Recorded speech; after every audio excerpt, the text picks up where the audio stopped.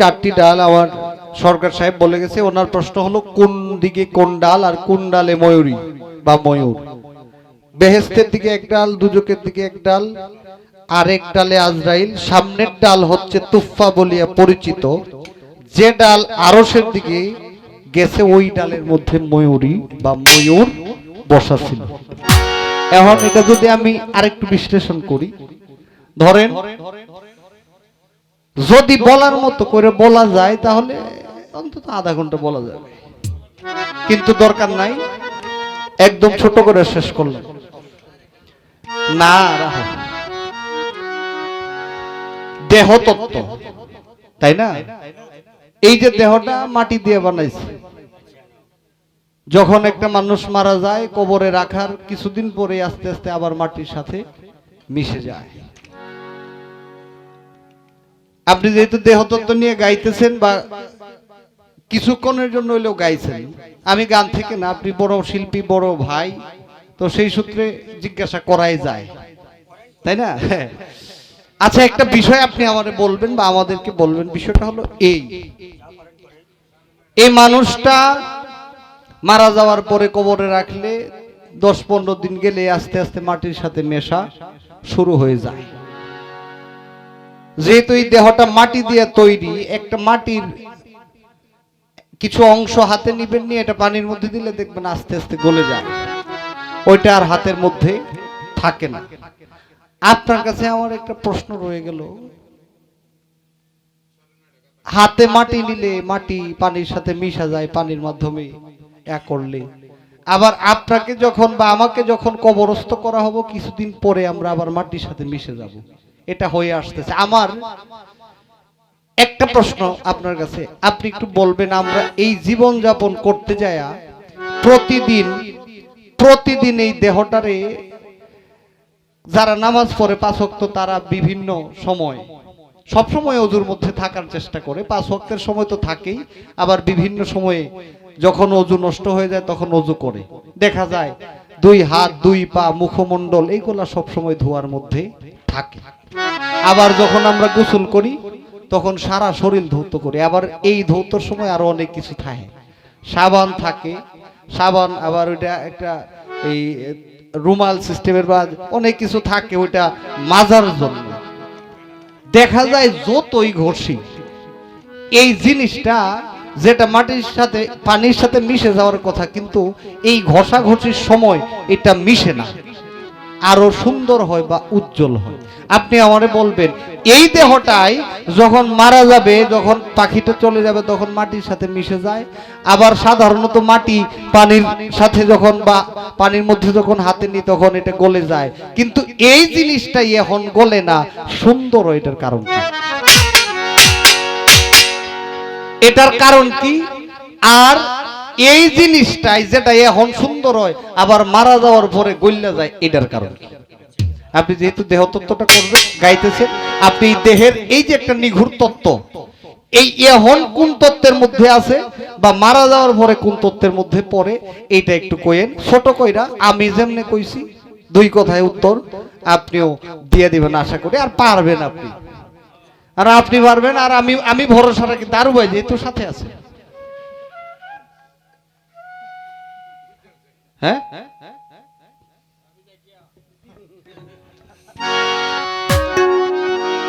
রাগ উড়ায় আর কি। যাই হোক, আসলে এগুলা কোনো বিষয়ই না, যিনি সারা বাংলাদেশে পালাগান করে আমরা দেখি, এগুলা কোনো বিষয়ই না, তবু জানার দরকার আছে, কারণ এই যে ঘষাঘষি করি এটা সুন্দর হয়, অবশ্যই এখানে কোনো তাৎপর্য, কোনো মাহিত্য, কোনো হাকিকত রয়েছে, বিধায় এটা এই সময় সুন্দর হয়, আবার মাঝে মধ্যে গলে যায়, পানির সাথে মিশে যায়, এটার কারণ অবশ্যই আছে। কারণটা উদ্ঘাটন করার দরকার আছে, এটা উদ্ঘাটন হলে অনেক কিছু শেখার বা বোঝার পাওয়া যাবে।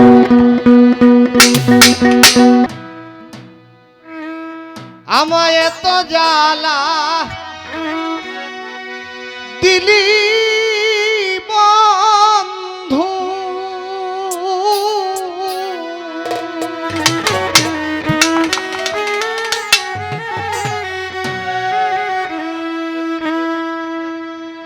সহিতে না পারি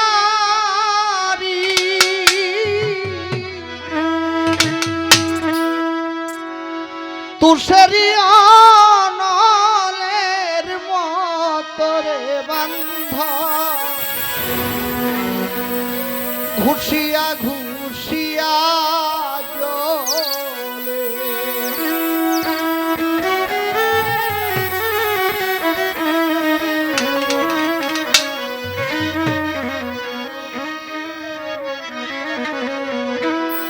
এত জ্বালা দিলি বন্ধু আমি সহিতে না পারি তুষারি অনলের মতরে বন্ধু ঘুষিয়া ঘুষিয়া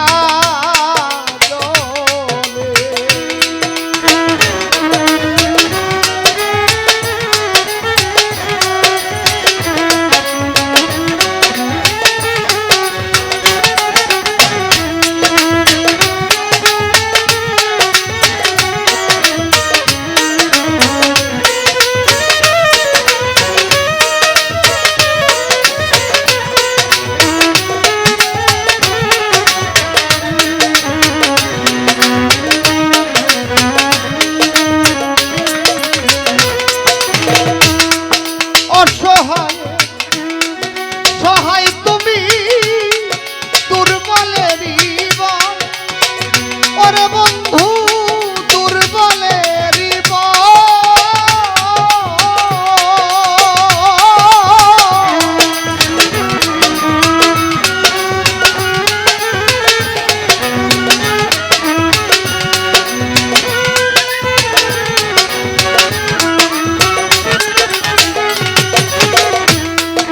অসহায় সহায় তুমি দুর্বলের চান্দুষা দুর্বলের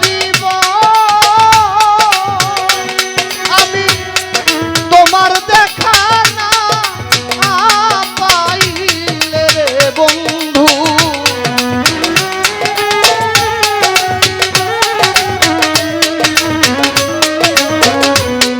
তোমার দেখা না পাইলে রে বন্ধু বিফল মরণ রে এত জ্বালা দিলি বন্ধু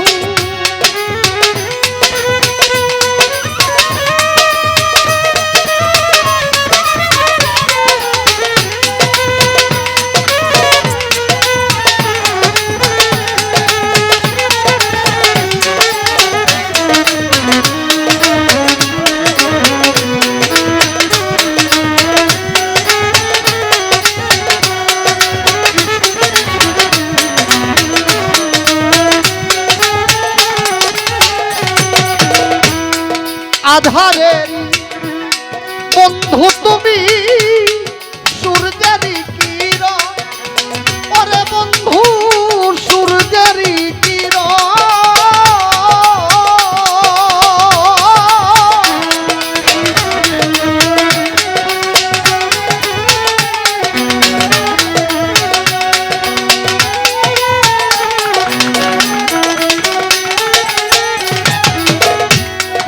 আধারের বন্ধু তুমি সূর্যের কিরণ ওরে বন্ধু সূর্যের কিরণ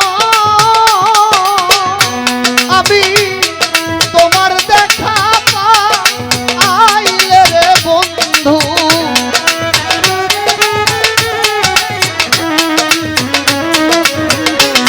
তোমার দেখা উজ্জ্বল ভুবন রে এত জ্বালা দিলি বন্ধু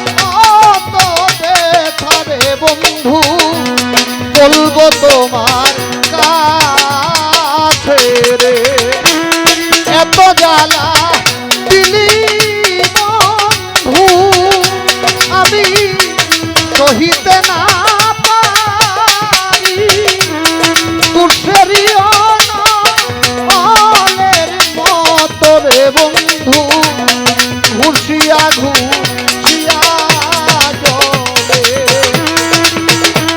তুষেরি অনলের মতো রে বন্ধু ঘুষিয়া ঘুষিয়া জলে,